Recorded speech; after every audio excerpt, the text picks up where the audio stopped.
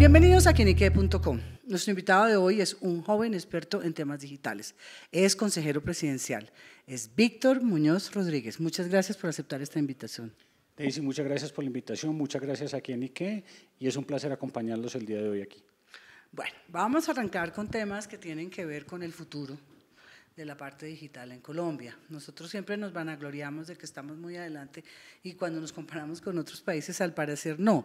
¿Qué tan avanzados estamos? ¿Qué nos falta? ¿Y cuáles son las proyecciones que tiene el gobierno en este campo? Cuando nosotros nos comparamos, y voy a hacer la separación en algunos temas, es cuando nosotros nos comparamos en temas de conectividad, realmente estamos atrasados. Cuando miramos América Latina, nosotros estamos en la parte baja de la tabla. Sin embargo, y por eso es importante mencionarlo, en el año 2009 se dio el trámite de la Ley de Modernización del Sector de las TIC, que básicamente lo que permitió fue generar condiciones para atraer mayor inversión y poder hacer, digamos, lo que sucedió a final del año, que fue la subasta del espectro. Espectro en banda 700, 1900 y 2500. ¿Esto por qué es importante? Porque Colombia lo que va a hacer es que el rezago que tenemos en este momento, porque aún lo tenemos, lo vamos a poder resolver por lo menos de una manera importante en los próximos 3 años. La subasta fue un éxito, en este momento están los trámites administrativos para que el Ministerio de las TIC haga las resoluciones de adjudicación en función pues, de lo que fue la subasta y las 3.000 y algo de puntos que ofertaron las diferentes compañías que participaron, y esto nos va a llevar a nosotros que vamos a lograr cerrar parte de esa brecha que tenemos. Entonces, lo que hicimos en este momento es, estamos en la parte baja media de la tabla, pero terminando el gobierno deberíamos estar con conectividad en por lo menos un 70-75% del país en términos de banda ancha. ¿Cuándo estará en firme el tema de los contratos del espectro? Debería estar hacia la última semana del mes de febrero, cuando el Ministerio de las TIC expide las resoluciones, que es un acto administrativo para cada uno de los operadores que participó durante el proceso. Bueno, para nuestra audiencia, ¿qué es el espectro? Pues el espectro, y aquí voy a mencionar un símil que hace permanentemente la ministra, es la vía por la que viaja la información, y dependiendo del ancho que nosotros tengamos en los carriles, si son pequeños o son más amplios, pues se permite tener mayor flujo y mayor información a mayor velocidad. Esto es importante porque nos permite tener mejor infraestructura para despliegue. Yo creo que permanentemente uno está, o lo hemos vivido todos con las conexiones, y es cuando uno se está moviendo, en la medida en que uno se aleja de las zonas de las antenas, pues va perdiendo calidad en la señal, y en la medida en que uno pues está en zonas más apartadas, pues incluso hoy no tiene acceso ni a 4G, escasamente 3G y 2G en algunos momentos. ¿Qué hace esta subasta y en especial el tema de las bandas bajas? Y es que se va a poder hacer inversión en infraestructura que tiene mayor capacidad, que tiene mayor radio de acción, y eso nos va a generar mejora en la calidad del servicio, pero también va a permitir que se llegue a zonas donde hoy no se está llegando. Digamos que eso es un gran impacto. El otro tema que es importante mencionar es cuando al país se le mide en términos de gobierno digital. Y en términos de gobierno digital estamos también en la mitad de la tabla, no estamos en la parte media-baja, pero estamos en la mitad y nos falta todavía un camino muy largo por recorrer.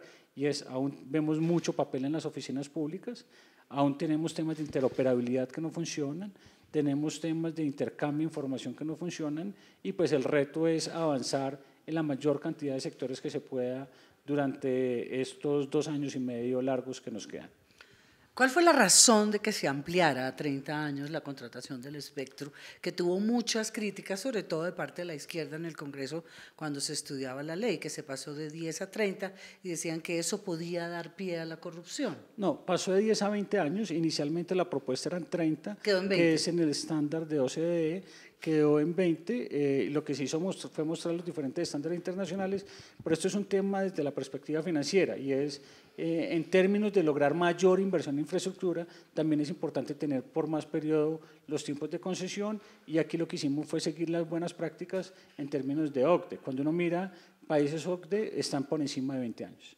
No. Sí, porque hubo mucha crítica en torno a eso.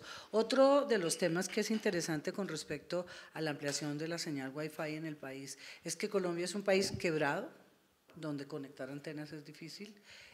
lo sé por televisión, toda la vida hice televisión y sé las repetidoras, imagino que aquí también tiene su grado de dificultad. Y la otra son los servicios públicos. Las comunidades muy pobres en zonas como el Amazonas, Putumayo, Chocó, todas estas zonas aisladas del país, La Guajira, no tienen luz. Entonces, ¿cómo le vamos a poner Wi-Fi si no tienen servicio de luz? ¿Qué tanto trabaja el gobierno mancomunadamente, por ejemplo, con el Ministerio de Minas? No, esto es un trabajo, digamos, que se van resolviendo los temas en paralelo. Digamos que al final del día son diferentes sectores los que están participando en resolver diferentes situaciones. Yo quiero colocar el ejemplo de el Bongo, donde en Magdalena, donde hicimos el primer punto de zonas Wi-Fi, de las nuevas zonas Wi-Fi del Ministerio de las TIC, donde pues ahí había un trabajo también en acompañamiento del Ministerio de Minas y también con el Ministerio de las Comunicaciones. Hay zonas donde pues, la luz llegará a través de paneles solares, otras zonas donde efectivamente se tendrá conectividad de acuerdo a la disponibilidad de energía que se tenga y otras pues donde definitivamente ya está conectado. Como mencionabas, estos son temas que se van resolviendo en paralelo. En la subasta se quedaron más de 3.500 puntos, que son puntos de difícil acceso que sabemos que ningún modelo de negocio daría para que un privado invirtiera y recuperara a través del consumo que allí se da. Por eso era tan importante que en la subasta se hizo, y esto fue un principio que siempre manejó el Ministerio, es la subasta como principio no tenía el beneficio económico, sino el beneficio social, lograr mayor cobertura y lograr mayor presencia en el país. El gobierno, bueno, el Estado colombiano, ¿qué tanto tendrá que aportar de todo ese riesgo que se corra, y sobre todo en estas zonas donde no sea rentable? No, en este caso esto es un modelo de concesión donde los privados están asumiendo el riesgo y por eso era claro cuando se estaba subastando el espectro que la puntuación que se está dando está determinada por un valor que pagaban por el derecho de uso más unos puntos que son parte de los compromisos que ellos asumieron. Es decir, aquí no habría un riesgo donde tuviéramos que entrar a hacer una contraprestación en dado caso que el modelo no funcionara. Digamos que esto es un riesgo que asume el privado y que se asume en el mundo en los modelos de concesión de telecomunicaciones. ¿Qué tan blindados están para el tema de corrupción? Las comunicaciones son un negocio multimillonario en el mundo entero, pero también son un negocio donde es muy factible que haya corrupción. Pues hombre, yo creo que todo el proceso que se hizo en el acompañamiento de la Procuraduría, de buenas prácticas internacionales, siguiendo lineamientos OCDE. Si uno compara el valor de referencia Colombia versus los países de la región, estamos en los valores de referencia. Yo creo que eso es muy importante analizarlo, es darse cuenta toda la apertura, trazabilidad, que tuvo el proceso, porque pues digamos el proceso ya terminó, sí. Estamos en la parte administrativa donde el Ministerio pues debe firmar las resoluciones de adjudicación. Obviamente hasta que las resoluciones no estén firmadas, siempre pues ahí hay observaciones, reclamaciones sobre aspectos del mismo, pero esto es un proceso que siguió, digamos que todas las prácticas en términos de publicidad y transparencia en el mismo. Otro tema que ha tenido que ver mucho en el Congreso mientras se aprobó la ley era el de la el supuesto detrimento para los canales públicos. ¿Qué hay de cierto en eso y cómo van a trabajar para que los canales se fortalezcan? Colombia es uno de los pocos países en el mundo donde la televisión pública es débil. La televisión en Europa, la pública, es la fuerte. Sí, como la televisión. Eso fue uno de los temas que durante los debates en el Congreso se fueron desmintiendo, porque pues digamos que quienes atacaban el trámite de la ley mencionaban que se iba a acabar la televisión, lo cual era totalmente falso. Lo primero es que el presupuesto en el año 2019 fue el presupuesto más alto en años de la televisión pública, pero lo segundo es que quedó tasado que los crecimientos de los presupuestos de acuerdo a la ley, estarán indexados por inflación. Es decir, eso garantiza que los recursos no van a disminuir y eso es un tema muy importante para los años venideros. El presidente ha sido insistente de la importancia de fortalecer la televisión pública, la importancia de la generación de contenido, la importancia de lo que tiene que también ver con la economía naranja y es la televisión pública es un activo del país, es un activo que tenemos que proteger permanentemente. Bueno, usted fue el niño genio que llevó al presidente a Silicon Valley y parece que se movía como pez en el agua. Estuve revisando esa visita y entiendo que sí estaba, digamos, lo organizó, conocía a todo el mundo, era como el papá de los pollitos que estaban en una condición similar a la que usted estuvo, me imagino, cuando estuvo en Harvard. ¿Por qué tiene esa tan buena relación con Silicon Valley y con esta tecnología? Bueno, eso fue un trabajo en equipo, eso no fui yo solamente, digamos que es un trabajo en conjunto que se hace en el gobierno con el Ministerio de Comercio, con ProColombia, con el Ministerio de las TIC, con la Embajada en Estados Unidos. Sí, digamos que en los últimos 17 años de mi vida he estado en el sector privado, en el sector de tecnología, y pues Silicon Valley es pues la cuna de muchas de las tecnologías que hoy son líderes en el mundo. Fue una oportunidad que se tuvo con el presidente. Uno, fue la primera vez que un presidente visitaba Silicon Valley y esto nos sorprendió mucho cuando estuvimos estructurando la visita. Lo segundo, pues hubo una apertura total a las reuniones y a buscar compromisos claros que llegara inversión en el país. Digamos, ¿Y salió algo concreto? ¿Hay algo claro, concreto? salieron temas concretos. De esa reunión, de esa visita que se dio a Silicon Valley, llegaron temas de Cisco, que es una de las compañías más grandes en términos de ciberseguridad en el mundo, pues ha estado apoyando e invirtiendo en Colombia en formación de talento, específicamente en temas de mujeres, para el fortalecimiento en competencias y capacidades para todo lo que tiene que ver en formación en ciberseguridad. Con Google y digamos con la gente de Lund salió un proyecto asociado con el Ministerio de las TIC para probar lo que tiene que ver con los globos para generar conectividad, pues eso hace parte de los pilotos que ahora se vienen. Con Microsoft tuvimos una serie de firmas de documentos donde incluso ya derivó, ellos ya hicieron el anuncio para hacer la inversión en Colombia, lo que denomina un Net Center, que es más capacidad para ser centro de procesamiento de información en el país. Amazon viene creciendo de manera impresionante. Amazon ya sobrepasa a las 2.000 personas en Colombia, que es el Amazon. ¿Número alto? Eso es un número alto cuando hace 3 años no tenía presencia. Digamos, eso es un número cuando uno mira, Amazon quiere convertir a Colombia, Amazon la parte de web services, porque Amazon realmente son dos compañías, la parte de retail, la parte que tiene que ver con todo el tema de compra de mercancías y la parte de procesamiento de información, donde están viendo a Colombia como un hub para la región. También tuvimos reunión con 500 Startups, donde están también los emprendedores, donde están viendo a Colombia no solo como potencial para traer sus inversiones, sino también para visualizar emprendedores colombianos que puedan llevar y desarrollar sus modelos de negocio en Estados Unidos. Entonces, de todas y cada una de las reuniones salieron aprendizajes. Tuvimos también reunión muy interesante con Apple, donde pues Colombia tiene un ecosistema de desarrollo que es interesante para ellos, viene creciendo su modelo de negocio en el país. Entonces, Silicon Valley fue un buen ejemplo de cómo lograr compromisos concretos en un viaje que fue, nosotros estuvimos en San Francisco, en Seattle, visitando las compañías y logrando atraer inversión para el país. ¿Qué hay que hacer? Pues esto es algo que hay que mantener. Digamos, tuvimos esa primera visita, en ese momento las compañías están invirtiendo, permanentemente necesitamos estar en contacto, estrechando relaciones, atrayendo inversión, llevando emprendedores, abriendo mercados, porque es que, digamos que en el mundo de tecnología nosotros también tenemos la capacidad de exportar soluciones y de exportar contenido de calidad a los Estados Unidos. En el caso de los colegios, de las universidades públicas, ¿qué tanto se benefician? ¿Hay algunos programas que tengan que ver con eso? Porque en la universidad privada, nosotros somos javerianos, pues tenemos absolutamente todos los recursos, la Universidad de los Andes, las grandes universidades, pero la universidad pública está muy dejada como del Estado, y lo mismo en los colegios públicos. En los resultados de las pruebas saber es impresionante. Antes los colegios públicos sacaban el mayor puntaje, hoy no.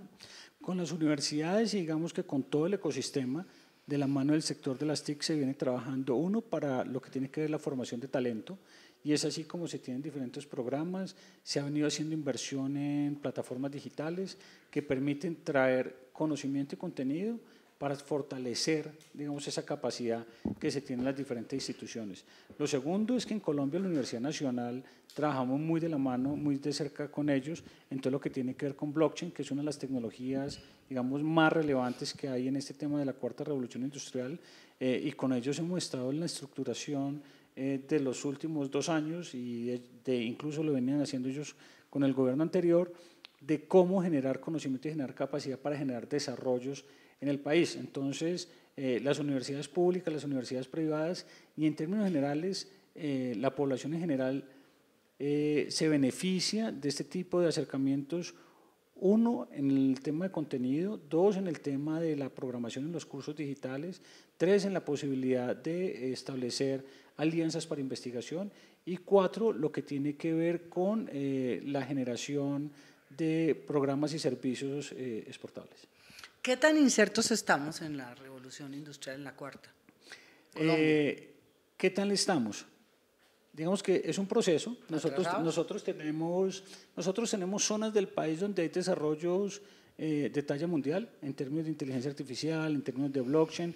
Cuando uno mira aquí hay compañías como Ecopetrol, que viene haciendo temas de exploración con drones, donde hay compañías, pues para no entrar en nombres de compañías privadas, pero hay compañías que vienen invirtiendo en términos de salud, en inteligencia artificial. Sí, las historias clínicas. Tenemos el tema de historia clínica interoperable, se viene trabajando temas ya de realidad aumentada, y nos falta masa, digamos que todavía nos falta masa crítica.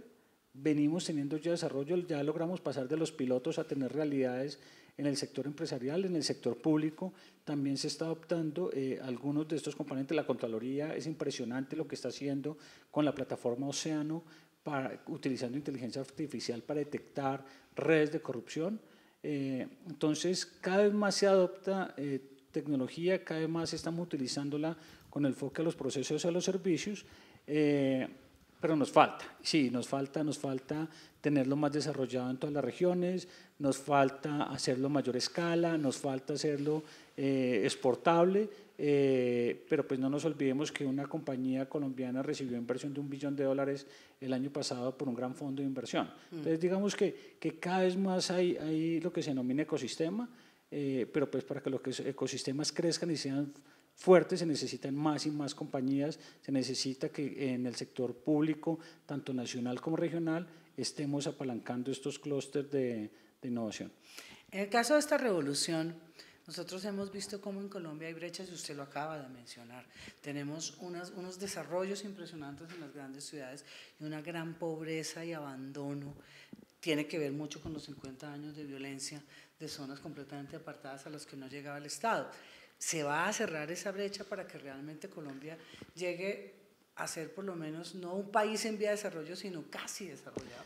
El profesor Schwab, que es el fundador digamos, el gran artífice del Foro Económico Mundial, precisamente habla que la cuarta revolución industrial debe ser aprovechada para cerrar brechas. Y cuando uno mira, y es cuestión de mirar los costos, lo que le implicaba a un Estado llegar de un modelo central a un modelo regional lejano para llevar educación, para llevar salud, para llevar contenidos. Hoy usted puede tener modelos, gracias a la cuarta revolución industrial, donde usted puede tener telesalud, educación virtual con contenidos de Harvard, de MIT. Pero si no tiene luz, acordémonos, ¿no? Claro, por eso es que tienen que ir de la mano, y esto es un tema de intervención en conjunto. Sí. Pero también es un mensaje esta es una posibilidad que se tiene de llevar a las regiones y de trabajar con las regiones y desde las regiones con cualquier nivel y cualquier estándar que se puede conseguir en una ciudad. No hace mucho estaba en Buenaventura. Buenaventura tiene uno de los Sacúdete sí, que se ha creado, y en ese Sacúdete se tienen… Ese es de la primera dama, ¿no? De la primera dama. Y en eso de los Sacúdetes hay un grupo de 60 muchachos de Buenaventura que llegaron con conocimiento nivel 0 en términos de habilidades digitales, y en términos de 3 meses aprendieron a hacer contenidos, aprendieron a hacer diagramación, hacen diseño gráfico, y hoy están ya prestándole servicios a bancos a través de una agencia de comunicaciones donde ellos hacen toda la producción en Buenaventura. ¿Y cómo se logró esto? Con educación virtual, con acceso a las herramientas, sin tener que desplazarlos desde Buenaventura, y ellos hoy compiten en términos de calidad con cualquier agencia de cualquier ciudad principal. Entonces, por eso es importante, y la tecnología también ayuda a cerrar brechas, porque se puede acceder al mismo nivel, a la misma calidad de conocimiento sin importar la región en la que yo me encuentre. ¿Qué es importante? Pues la velocidad, que lo hablábamos al inicio, y ¿por qué es importante la conectividad? También es importante, obviamente, la estructura en cómo se adquiere el conocimiento, cuáles son los programas que valen la pena trabajar, hacer todo un tema de innovación, de design thinking, de emprendimiento, porque digamos que estamos también las nuevas generaciones, yo ya no hago parte de esas generaciones, sí, pero las nuevas generaciones son generaciones donde están buscando ser cada vez más emprendedores, cada vez menos tienen esa filosofía de yo me voy a emplear, lo que están buscando en la filosofía es yo quiero crear, yo quiero construir, yo quiero crear en conjunto, yo quiero modelos colaborativos. Entonces, Eso es muy importante y la verdad lo que se está haciendo en Buenaventura, lo que se está haciendo en Quibdó en términos de los Sacúdete en Urabá es impresionante. ¿Tiene alguna frase o un reto que lo identifique, por lo menos en este trabajo y en lo que es su expertise? No, pues no tengo ninguna frase, pero sí tengo una obsesión con la implementación y es, se lo digo permanentemente a mi equipo de trabajo, se lo digo permanentemente a las otras entidades con las que interactúo todo el tiempo y es, nosotros tenemos que tener foco en la implementación, tenemos que tener siempre un cronograma y tenemos que tener claro para dónde vamos y cómo vamos avanzando. Hay cerca de 200 proyectos que estamos monitoreando de cómo van, qué avances tienen, semanalmente o cada 15 días dependiendo del tipo de proyecto, tenemos un seguimiento. ¿Cómo lo hacemos? Lo hacemos a través de videoconferencia, porque pues uno no puede estar en la oficina de transformación digital y haciendo reuniones presenciales, entonces hacemos reuniones de 15 minutos donde revisamos indicadores, cómo van los cronogramas, cómo van los avances, dónde están las desviaciones, cómo mejoramos. Entonces eso es algo con lo que permanentemente tengo una obsesión y es cómo logramos implementar cada vez mejor y más rápido los diferentes proyectos que tenemos a cargo. Mencionó la palabra obsesión. ¿Es usted un workaholic, un obsesivo del trabajo? Yo disfruto el trabajo, entonces pues… O sea, sí. Yo disfruto Sí. trabajar, me gusta estudiar, me gusta leer. Esto es un tema que cambia permanentemente, que uno mira, un día es Israel el que es modelo, otro día es Estonia, otro día es Estados Unidos, permanentemente aparecen nuevas startups en el mundo donde hay nuevas innovaciones, donde hay creatividad. Entonces, pues me gusta estar aprendiendo, pero también me gusta estar trabajando la mano con las diferentes entidades y sacando adelante los proyectos. Escuchándolo, viéndolo y conociendo su historia y su hoja de vida, uno se pregunta, ¿cómo una persona como Víctor Muñoz pasa de estar en el paraíso de la empresa privada, de estudiar en Harvard, a trabajar en el sector público, con todas las cosas aburridoras que pasan en este sector? Pues yo le voy a confesar algo y es, cuando el presidente me invita a ser parte del gobierno y me habla del reto de la consejería, lo hablamos, lo miramos y la verdad esto es una posibilidad que se tiene de transformar el país y de transformarlo en el entendido que la transformación digital es algo que cambia vidas, es algo que permite generar desarrollo, es algo que genera equidad y por eso asumí el reto. Digamos que yo no tengo vocación de ser político, yo he estado mi vida en el sector privado mayoritariamente, pero estoy acá porque creo firmemente en el presidente, creo firmemente en las ideas de economía naranja, en la importancia que se le da a la transformación digital y cuando se crea esta consejería se da digamos que un paso muy importante y es la transformación digital y la tecnología no le pertenecen a un sector, es transversal a todos los sectores. Y eso es clave para que nosotros como país nos podamos desarrollar y podamos, digamos que ir un paso más adelante que los vecinos en la región y eso nos genera a nosotros competitividad. Entonces es un reto, es la posibilidad de ayudar a construir país y lo hago con el mayor de los gustos. ¿Y los tragos amargos de ser funcionario público? Sí, eso también hace parte del trabajo, pero digamos que me enfoco más en los aspectos positivos del día a día. Bueno, ya vamos a terminar con esta interesante entrevista porque realmente uno queda sorprendido de lo que se está proyectando, pues ojalá lo logren. ¿Usted tiene hobbies? ¿A qué se dedica en su tiempo libre? Yo tengo hobbies. Pues un hobby que tengo es, a mí me gusta escalar, me gusta jugar tenis, yo tengo 2 hijos, me gusta estar con ellos los fines de semana y en lo posible procuro los fines de semana poder ocupar mi tiempo en estos temas. ¿Y en literatura solo lee libros técnicos? La verdad, sí. Sí, tenía toda la cara.